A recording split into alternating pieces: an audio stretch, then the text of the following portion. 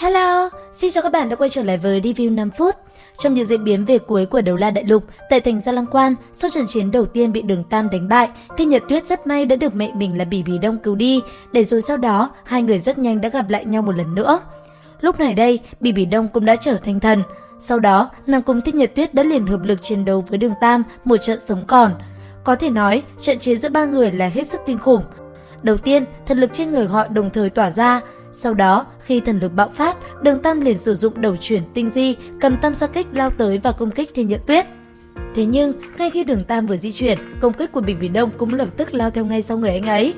Và tất nhiên, Đường Tam hiểu nguy hiểm sau lưng là lớn đến thế nào, tuy vậy anh ấy vẫn lựa chọn toàn lực công kích. Nên theo đó, ba mảnh hải thần thần trang trên người anh ấy đột nhiên dung nhập vào tam xoa kích. Bởi vậy, kết thúc của thanh chiến kích kia đã trở nên cực kỳ khủng bố. Sau đó xoay tròn một vòng, Đường Tam liền hút công kích của Bỉ Bỉ Đông về hướng của Thiên Nhật Tuyết. Trong khoảnh khắc va chạm, Thiên Nhật Tuyết ngay lập tức thổ huyết, thân thể cũng bị thương không nhẹ. Tuy vậy, ngay sau một kích đó, công kích của Bỉ Bỉ Đông đã lần hai lao tới. Nhưng theo đó, một thanh ma liêm cự đại đã liền vung thẳng về phía Đường Tam. Rất nhanh, Đường Tam cũng liền dùng vô địch phong ba để ngăn cản một đòn đó. Trong khoảnh khắc va chạm, cả hai bên đều bị đánh văng. Tuy nhiên, sau một đòn đó, Đường Tam là người chịu thiệt thòi hơn một chút.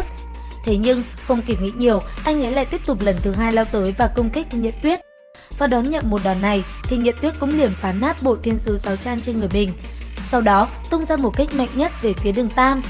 Không chỉ vậy, ở bên cạnh, nhân cơ hội Thiên Nhật Tuyết toàn lực công kích, Bỉ Bỉ Đông cũng ngay lập tức khẽ động.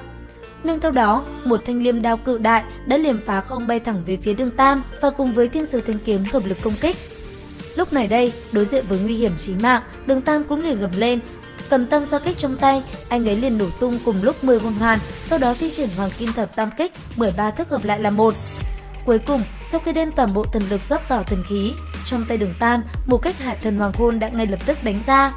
Trong khoảnh khắc va chạm, công kích của Đường Tam rất nhanh đã liền phá nát một đòn Thái Dương Thiên Sứ toàn lực của Thiên Nhật Tuyết. Không chỉ vậy, đón nhận một đòn này, Thiên Nhật Tuyết còn bị chiến kích của Đường Tam liền mất một cánh tay nữa. Cũng vì vậy, Thiên Nhật Tuyết không còn một chút sức lực nào nữa và liền rơi vào trạng thái hôn mê. Thế nhưng rất may, ở phía sau, Bỉ Bỉ Đông đã kịp thời dùng thần lực đỡ lấy cơ thể nàng. Còn Đường Tam, sau một kích khi lại đánh ra, phía sau anh ấy, liêm đao đã ngay lập tức lao tới. Trong khoảnh khắc va chạm, tầm cánh sau lưng của anh ấy liền bị thanh liêm đao kia chặt đứt một bên.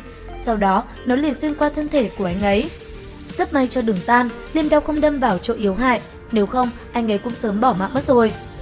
Tuy vậy, tình hình của Đường Tam lúc này đã rất nguy cấp. Sau một kích toàn lực vừa rồi, thân thể anh ấy liền bị la sát ma liêm liên tiếp công kích tới. Và cuối cùng, Đường Tam rốt cuộc cũng không thể chống cự thêm nữa, anh ấy chỉ cố gắng cầm thanh liêm đao kia rút ra khỏi ngực mình thôi. Thế nhưng, cũng đúng vào lúc này, ở phía dưới Đường Hạo cùng với Cốt Đấu La và Kim Đấu La cũng đã toàn lực bay lên công kích Bỉ Bỉ Đông. Tận dụng cơ hội đó, Đường Tam rốt cuộc cũng rút được liêm đao ra khỏi ngực mình. Tuy vậy, thân thể đã không còn sức lực nữa, anh ấy có thể rơi xuống tường thành Gia Lăng Quan. Còn Bỉ Bỉ Đông, sau khi đỡ lại một đòn toàn lực của Đường Hạo cùng Cốt Đấu La và Kim Đấu La, nàng vẫn chẳng có chút ảnh hưởng nào. Bởi vậy, ngay sau khi đỡ lại ba đòn đó, nàng đã ngay lập tức lao theo Đường Tam và công kích nam nhân kia. Tuy vậy, ngay khi Bỉ Bỉ Đông lao tới, một đạo ánh sáng đã ngay lập tức bắn xuyên vào đại não đối thủ của mình. Cũng bởi vậy, đón nhận một đòn này, Bỉ Bỉ Đông cũng chịu thiệt không ít. Tuy nhiên, mặc dù linh hồn bị trùng kích, thế nhưng nàng vẫn rất mạnh mẽ. Ngay lập tức, cầm liêm đao trong tay, Bỉ Bỉ Đông liền phóng tới và bóp nát trái tim của Đường Tam. Cũng vì vậy, sau khi trái tim bị bóp nát, Đường Tam cũng ngay lập tức bỏ mạng. Ở phía xa, sau khi tỉnh lại, mặc dù mất đi một cánh tay, thế nhưng nhìn nam nhân mình yêu cứ thế ngã xuống, nước mắt của Thiên Nhật Tuyết cũng không ngừng tuôn rơi. Giờ khắc này đây, nàng đã gần Bỉ Bỉ Đông đến tận cõi lòng mình. Mặc dù vậy, sau trận chiến này, Đường Tam rất may mắn đã được hai vị thần hạ giới và hồi sinh thành công. Bởi vậy, trận chiến tiếp theo đây đã càng thêm ác liệt. Theo dõi kênh để biết thêm chi tiết nha. Video đến đây là hết rồi. Xin chào và hẹn gặp lại.